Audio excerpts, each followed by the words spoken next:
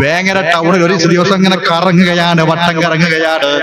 ആ വട്ടം കറങ്ങുന്ന സമയത്താണ് ബഹുമാനപ്പെട്ട മടവൂര് CM അബൂബക്കർ മുസ്ലിയാർ ഖദ്ദസുല്ലാഹു സിറഹുൽ അസീസ് തങ്ങള് വേങ്ങരയിലേക്ക് വരുന്നത്.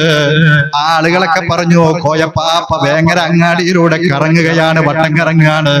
അത് കണ്ടപ്പോൾ CM വലിയുള്ള പറഞ്ഞു, അത് വേങ്ങര അങ്ങാടിയിലല്ല, കോയപ്പാപ്പ ഇപ്പോൾ മക്കയിൽ തവാഫ് ചെയ്യുകയാണ്, കഅബം തവാഫ് ചെയ്തുകൊണ്ടിരിക്കുകയാണെന്ന് ബഹുമാനപ്പെട്ട CM വലിയുള്ളാഹി മഹാനവറുകൾ പറഞ്ഞു. അപ്പൊ മടവൂർ ഒരിക്കൽ കോയപ്പാപ്പനെ കാണാൻ വന്നത്രേ.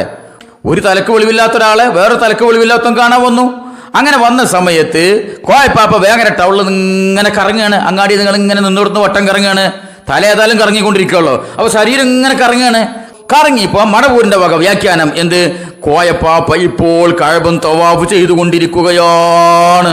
ഈ കോയപ്പാപ്പ അടക്കമുള്ള ഔലിയാക്കൾ അബുദാലിങ്ങളാണ് അവലെ വാദട്ടോ. അബുദാലി പറഞ്ഞാല് ഒന്നിലധികം ശരീരമുള്ള ആൾക്കാര്, സംഘഗാനം ഒറ്റക്ക് പാടുന്ന ആൾക്കാര്. ആളൊന്നു തന്നെ, പക്ഷെ 40 അടി ഉണ്ടാവും. അവർക്ക് സംഘഗാനൊക്കെ ഒറ്റക്ക് പാടാലോ. അതാണ് അബുദാലിങ്ങൾ എന്ന സാധനം. ആ അബുദാലിങ്ങളിൽപ്പെട്ട ഒരാളാണ് കോയപ്പാപ്പ.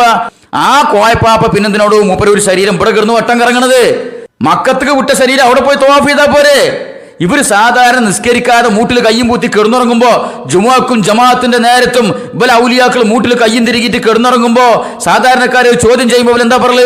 മഹാനവറുകൾ ഇപ്പോൾ മക്കത്ത് നിസ്കരിക്കുകയാണ്, മഹാനവറുകൾ ഇവിടെ ഉറങ്ങുന്നത് നിങ്ങൾ ശ്രദ്ധിക്കണ്ട, മക്കത്ത് മൂപ്പരുടെ ശരീരം ഇമാമത്ത് നിൽക്കുന്നുണ്ടാകും.